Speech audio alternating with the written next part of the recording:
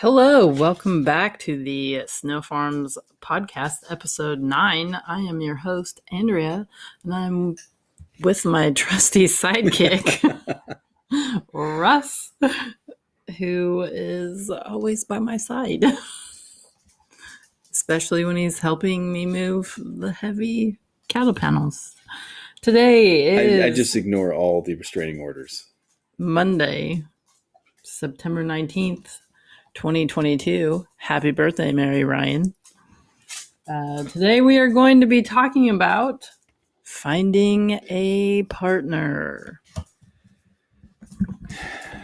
And just for the record, if you happen to hear some heavy breathing, that's not myself or Andrea in the background. It is our large Anatolian Pyrenees cross named Prim and her boyfriend named Jack. And Prim just is a heavy breather. It's almost like she just got done. Her cardio is atrocious when she does escape the property. She always comes back because she just gets tired. So hopefully you won't hear it. But so this is one of the things that as you go down this road of homesteading, you can't do it alone. There's no way. You can do parts of it. You can do it for a little while by yourself. But long term, you have to have a partner. So one of the things I'm very curious about tonight is talking with Andrea and asking her questions about what she saw in me. Because I always talk about, I tell all my friends, thank God for her bad eyesight and low standards that she did marry me. So we're just going to go through, ask each other some questions, talk about things that we think are important to be a good partner, and what I can do better. She's going to tell me here in front of all of you people. So anyways, Andrea, let's start with you. With what? So what were you looking for in a partner when we met? No DUIs? Somebody that didn't have a DUI. And thankfully, folks, everyone at her dating pool in the county of Payette, Idaho, had multiple DUIs except for me. So, that's one of the things we'll talk about today as well. For the millennials and the Zoomers out there, dating is atrocious, and I get it. So it's been so gamified by algorithms, it is really hard to meet someone who probably wants to get into homesteading, much less somebody who wants to settle down and get married. So outside of church, and I think, the Mormons do an amazing job of teaching their kids the importance of marriage and making that socially acceptable. So that's one of the things that I just, the older I get, the more I realize that getting married young, if you find the right person, it's not the bad call at all. I had a very active dating life until I met Andrea. Which Andrea? There were a few. It was a very popular name when we were born, that era. So she judges me harshly for this still.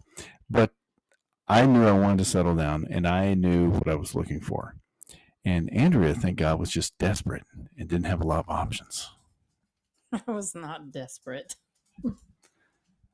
Are you sure? Yes. But so just as a partner in general, I wrote down the things I was looking for. And I think women are always surprised by how different this list is.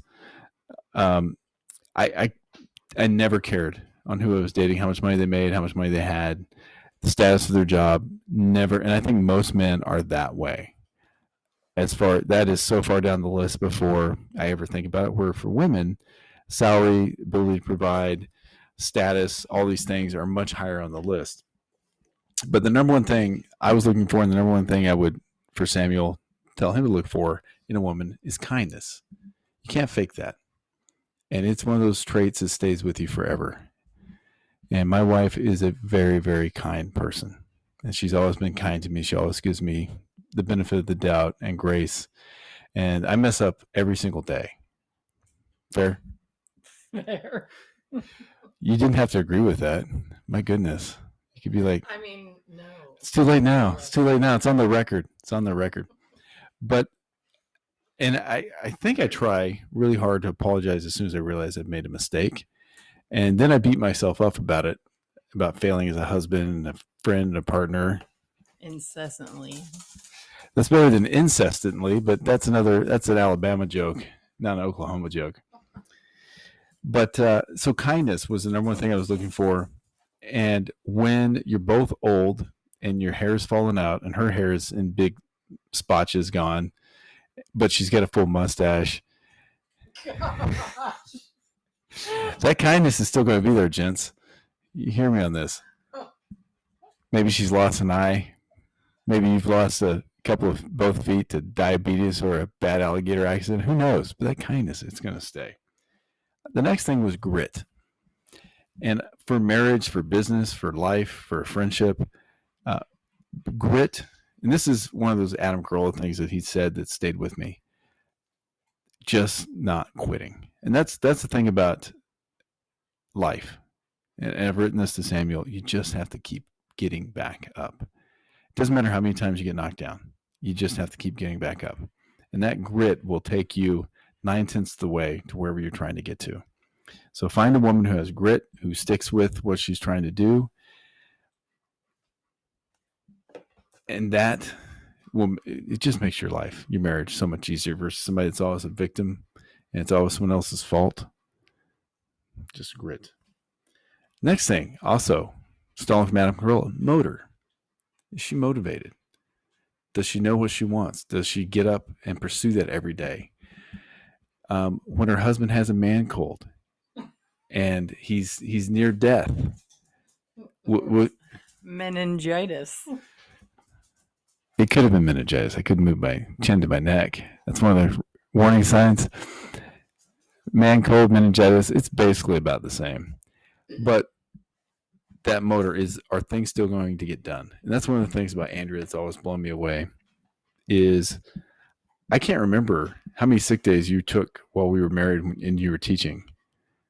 I can't remember. Yeah, she would just take her illnesses and get her entire class sick, all the parents sick. She was killing grandparents on a daily basis with this.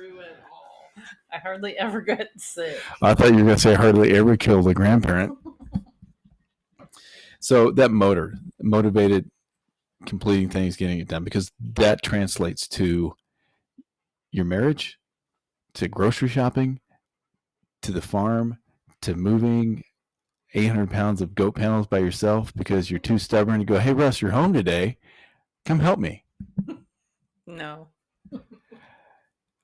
See, the single word answers, that's the whole point of a podcast, to share your thoughts. And there's no ramifications in the podcast. You can say, Russ, you're high maintenance.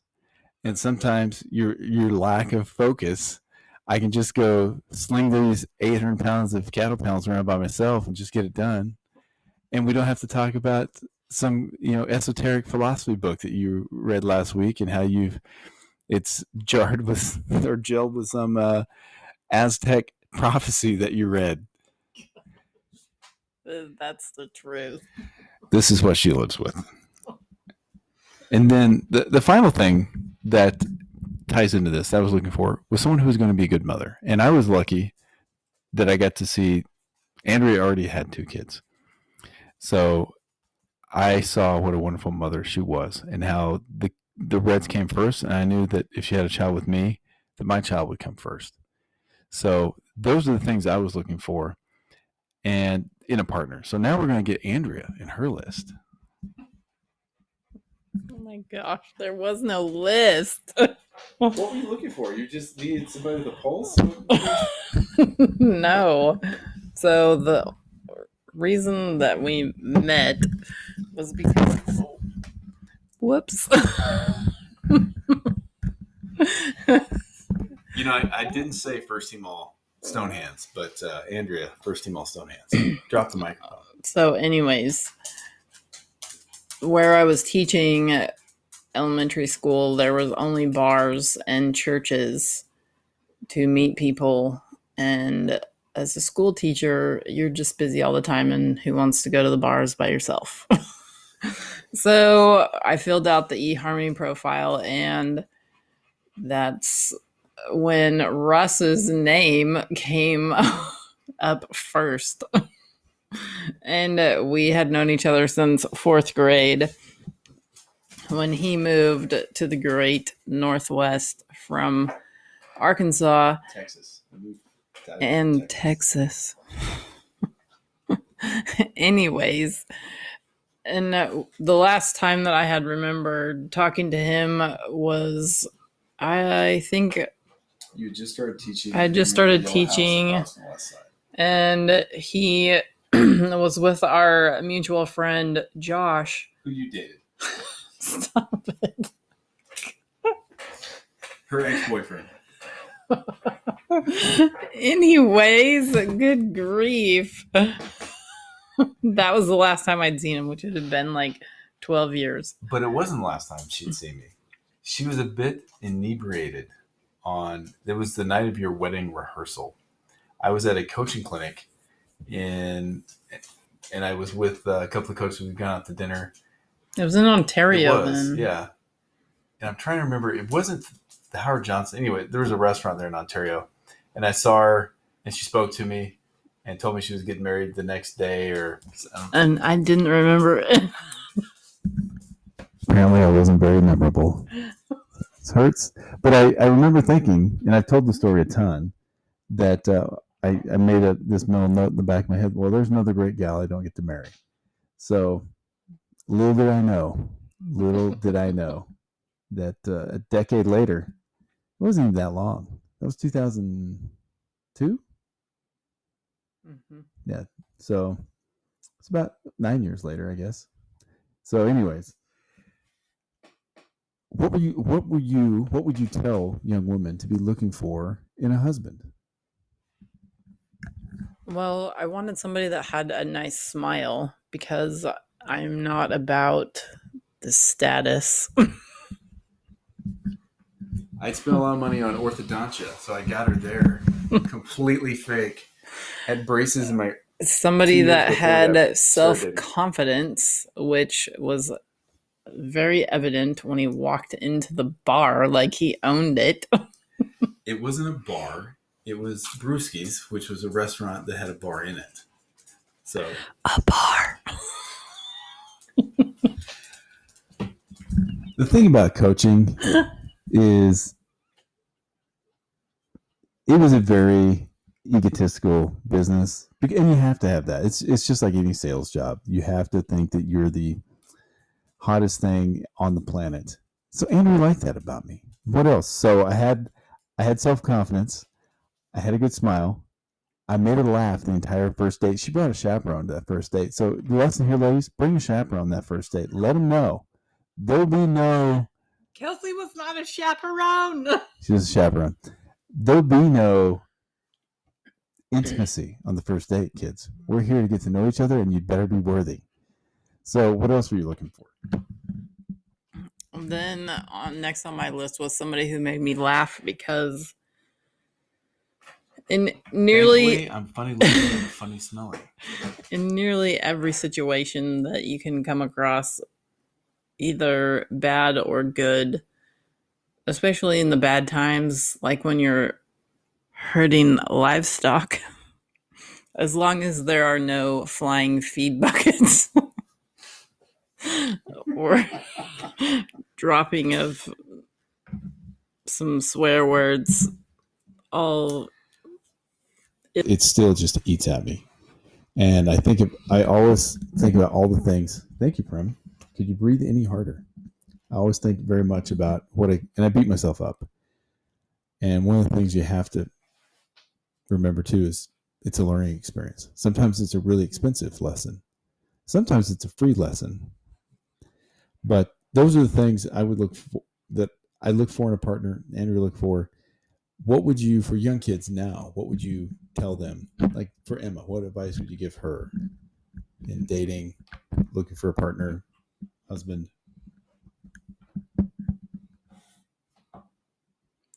I don't really know because it's so weird.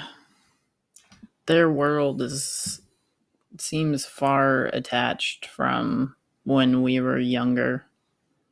There's a lot of just swipe rights. Yeah, I think dating people in the real world as hard as that may be for young folks, it's still, even if we met on eHarmony, but we still went on dates. We still go on dates. It's been a while. I'm going to have to take you out again. But you have to be conscious about that stuff. I think the big mistakes in hindsight, and I talk about this all the time, was I really wish I would have explained to the girls why we date.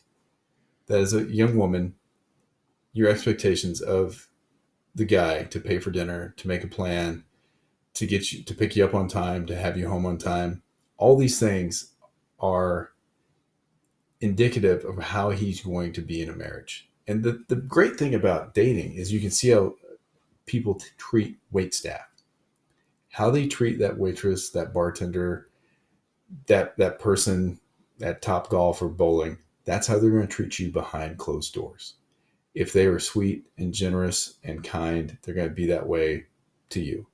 If they're condescending, if they're jerks, they're going to be that way to you. Mm-hmm. So that dating isn't just about how does he treat me or how does she treat me. It's going to be also how does this person treat other people that have no power to help them. So I think that was pretty good. I think it was a pretty good little episode. You have anything else? I don't think so. I'm a very lucky man to have found Andrea Snow. And I think it was yesterday that I thanked her for making this decision to raise Samuel, to homeschool Sophia. It's a very humbling thing to go from being there's a lot of, especially in a small town, there's still a lot of status to being a school teacher. And for Andrea to do this, I am forever grateful on the opportunity she's given them. But we'll end on this. Find that person that makes your heart sing, and then work your guts out to make their heart sing. Give them grace and get after it. Anything else? No.